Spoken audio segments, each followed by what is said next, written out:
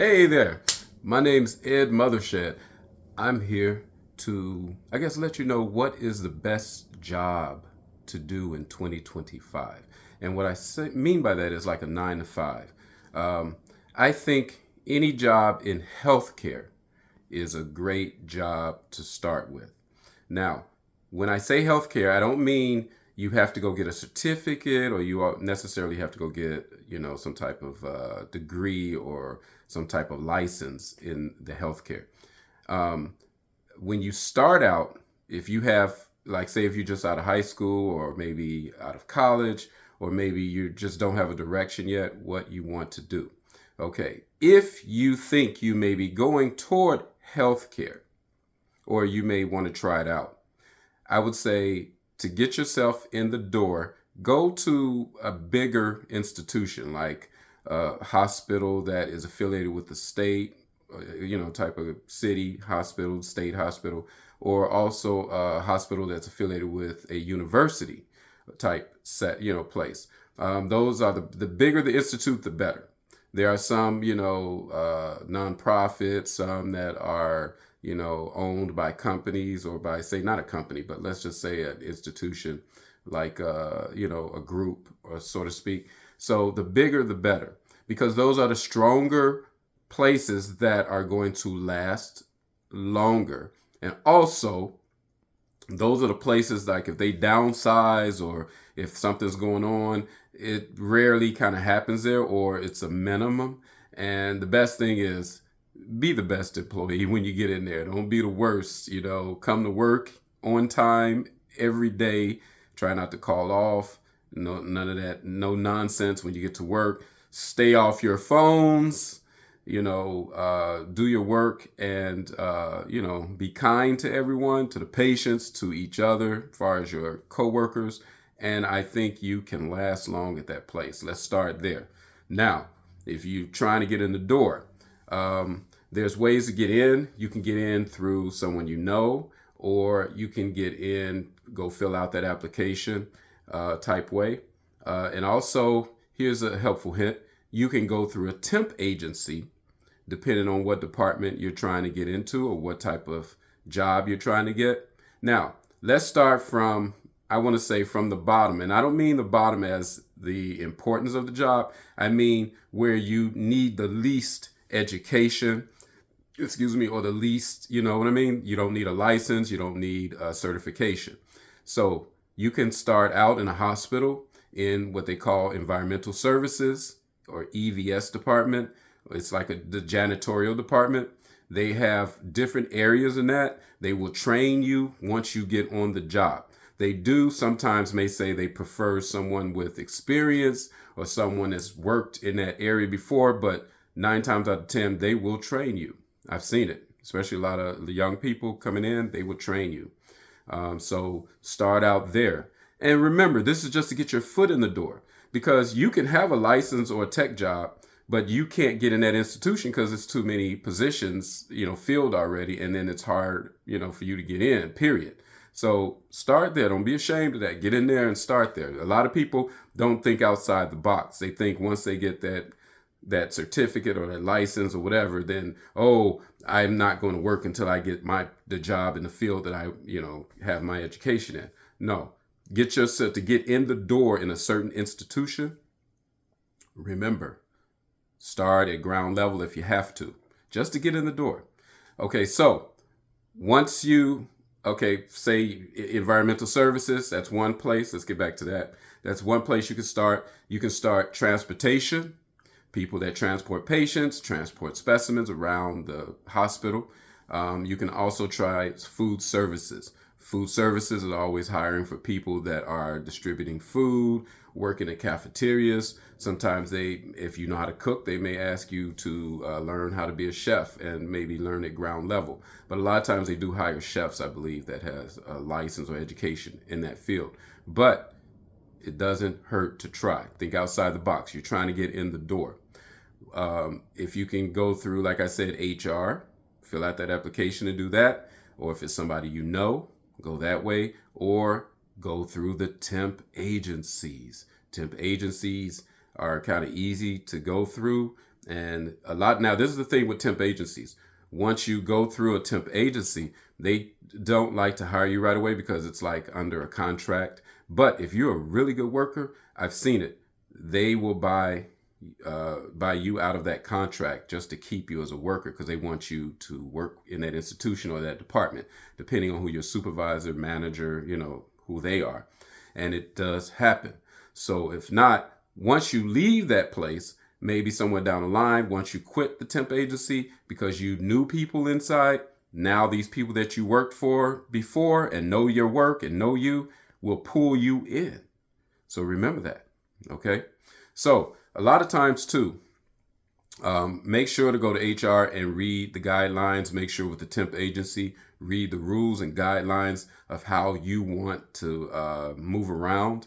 Because sometimes, like I said, they will prohibit you from like leaving the temp agency and working for that institution because you signed a contract, and you might have to wait so long before you can apply for a job at somewhere that they had you temping. So always check those rules and regulations and guidelines because everybody has their own. It's different everywhere. Okay. So now, like I said, once you're trying to get into the institution, you can get in at ground level and try it that way. And then from that point, even if you haven't decided to do any type of job, once you're inside, maybe you might want to move around now. Maybe you might have a tech license or a certificate or some type of education, and you may want to move around. Now, remember, if you're inside already, a lot of times the Institute, they really like to take people that are already in there. So they will pick and look at you first before someone on the outside. So say if you want to work in phlebotomy, which is drawing the blood from patients. Say you have a certificate in that, but you're working in food services. Well, you have no experience. A lot of places do want people with experience, 1 to 2 years. Actually, that was a thing years ago when I started in healthcare. I've been in healthcare for 20 years. So, or a little bit more than 20 years. So back in the day, they did want and require you to have a year or two experience, but nowadays that has changed. They will literally let you come in and have no experience, and you'll be gathering all your experience while you're working, while you're kind of training in the work once you start. So remember that every time you do see those little fine prints of 1 or 2 years experience, that doesn't necessarily mean you have to have that. That's just something that they prefer. If they really need someone, they may get you in there and see how you do. Another thing is when you're doing, say if you are going to be a phlebotomist, let's use that for an example, and you're going to school for that. Now you get your practice doing your clinicals, and that's like maybe they may require you to do 100 sticks, which is 100 patients, and draw blood from them in a maybe 2 or 3 month period or less. Every place has a different time span. So if you do end up doing that, think about this too. You can go to clinics and maybe possibly other hospitals and ask if they have something where you can shadow. And shadowing is it's working for free, and it's learning at the same time while you're getting hands-on experience at that place. And also you're putting in like 8 hours, but not full time, but just like maybe 3 times during the week.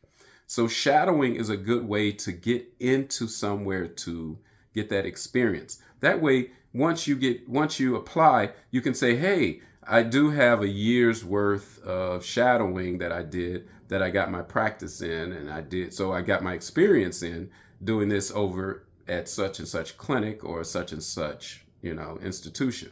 So you can look into that. A lot of times people that become dentists, doctors, x-ray technicians, those type of jobs usually do the shadowing that I know of. Phlebotomy, they do have it where you can go in and watch and see what's going on. But I would suggest joining a program that allows you to do that near the end of the program, doing the clinicals, that say they're connected with a hospital or connected with, an institution where you can go and practice in your clinicals. And that way you can really get that experience, because you can always say, hey, I have 3 months experience in my clinicals, or, I worked at, such and such hospital in such and such city. So remember, you can go in and shadow somewhere, but you have to look around. Ladies, I would suggest that if you shadow, try to shadow for, say, a clinic or something that's supervised or owned, or that's, a woman is the head of. And I just say that because of safety. I'm not saying, because I don't care what profession you in, there are creeps out here in every profession, not just the entertainment business. As this 2025, I've heard of in every profession, even in healthcare. So you have to be careful of who you're working with or for. And then, so, like I said, you're there to get your practice in, but someone may have other ideas and you just want to be careful. I just suggest, that's just a suggestion. I'm not trying to be biased and be like, oh, there are creeps everywhere. No, or scare anyone, but I just want the reality that you still be careful. Everyone's not always professional. Okay. So really feel your way, look at reviews of institutions and places and clinics, and just look at, check it out before you go there trying to work for free. Okay. So once you say apply for a position, they don't hire you right away. But if you're already in the institution, which you hopefully got in some kind of way, now you have to check the criteria of how soon can you move out of that department or out of that area. Because guess what? They want you to stay there at least, that I know of, 6 months. Then after 6 months, they may say, okay, now you can apply for a different position somewhere else in the hospital or somewhere else in this institution. Some places may require a year. So always read those fine prints and fine lines and go through HR and see how soon you can move around. You can move around, okay? Because you can't get into a department and a month later position opens where you want to go and then you try to apply and go. It doesn't work that way. It's not that easy. They do, because they know people tend to do what I'm suggesting to you. Everyone does not know these tidbits. So I'm hoping YouTube is going to push this out there so everyone that wants to go into these institutions in these different areas, that they'll kind of have that, that knowledge, that thinking outside of the box. And that's what you want to do. Okay. So now remember, check human resources. HR is human resources. Check HR department, human resources, to see how soon you can move around from one department to another. Okay. Because places like to hire within. They don't like taking people from the outside. Usually they'll get people from the outside if it's word of mouth, or if it's a recommendation, or if it's somebody they really heard was good, and whatever it is, or heard this school has a lot of good people, things of that nature. So remember that. They really want to take someone from the inside first. And if you already have a good work ethics inside and they hear about it, because remember, it's a small world in healthcare. I don't care, and everywhere really, but healthcare is a small world. People will ask around how good of a worker you are, even if you come from somewhere else. Even if you come from a school, you never know who's tied to that school that might be related to that teacher. Hey, how's that student? Oh, that student is so-and-so. Oh, yeah. So remember, I've seen a lot of people lose jobs and get jobs through word of mouth or through their reputation, is what I really want to say. Because it's not so much word of mouth. It's like, how do you want to be recommended somewhere and you're really not a good worker, or you don't have good work ethics? You're always on your phone. You come in late. You're argumentative. You're very aggressive. And people shy away from that these days. They don't want to work with that. It's already too much. It's already dealing with patients that you have to, and dealing with other coworkers that have these things in them already, that's been there. Now you're bringing somebody within that's bringing that same worth ethics. No, people don't want to be bothered with that. Trust me. I've seen it. I've been in the healthcare business for over 20 years, and I've seen people come and go. I've seen people leave and try to come back. They had lousy worth ethics, and Nobody wants to hire them back. They rather take a chance on an unknown. Yeah, so be careful of that. Don't think, oh, well, I'm going to be a doctor, so this job means nothing to me. Yeah, that reputation will carry and travel with you even if you become a doctor. Or if you go to a business and become the presidency, try to be a CEO of a company, that still can follow you to that company because you don't know who else might be coming from the healthcare. So you don't know who might be working somewhere else when you're coming from another institution, or who may be related to someone else at another place that you're coming to, and they know you're coming from a certain place, and they may know someone there, and they may be like, hey, how and so, and they may be like, no. And so you don't want your reputation from one place to follow you somewhere else. Also, you don't want to become a doctor and get bad reviews. Somebody may be putting reviews out on you, knowing you from another place, and you're like, why am I getting these bad reviews? I don't remember doing these patients or whatever. That's why I said this is a small world. This is a small community. Healthcare is a very small community. You don't know who knows who's related to who, and who knows who where. And just because you worked in healthcare, now you're going to finance, or you worked in healthcare, now you're becoming a lawyer, or what have you. You don't know what could follow you. So always be professional. Always be the best that you can be. Come to work on time. Come to work. Stay off that phone while you're at work. Do what you are supposed to do. Get along with your coworkers, get along with patients, get along with clients, whatever. It's not even just in healthcare, it's in anything. But specifically, we're just talking about healthcare right now. So I think healthcare is a good place to start, or to at least be in, because it has good stability. I've been in healthcare again for if I hadn't said it, but over 20 years. So I've seen the ups and downs. Does it guarantee you a permanent job forever? No, nowhere does.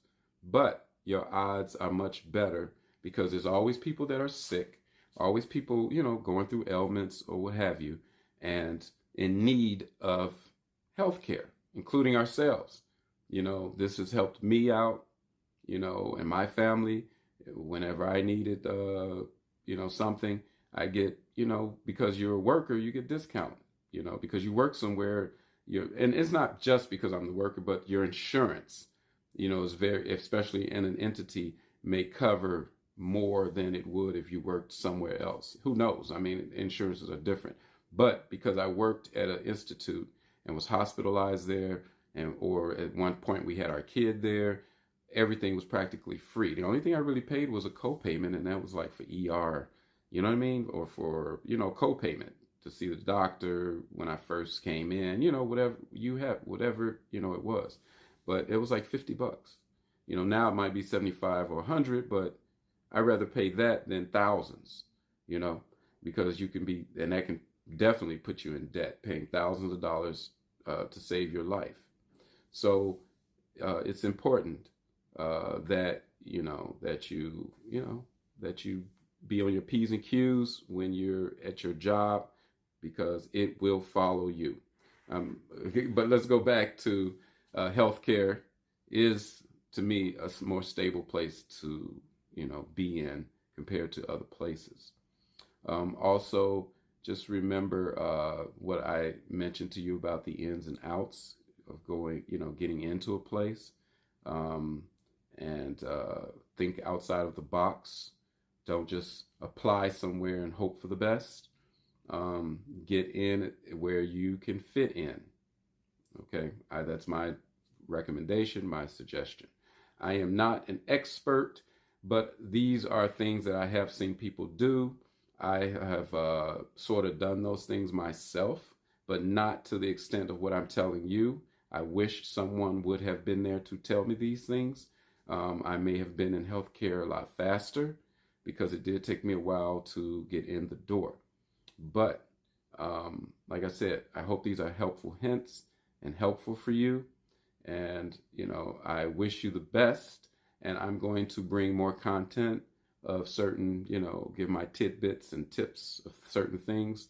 Because I do have a whole lot that I do want to put out there that I think a lot of people are not aware of. And I don't see anyone making a video about this to let people know what's going on out there. This is 2025, so you still can get in the door and think outside the box and do other things than just filling out an application and hoping for the best.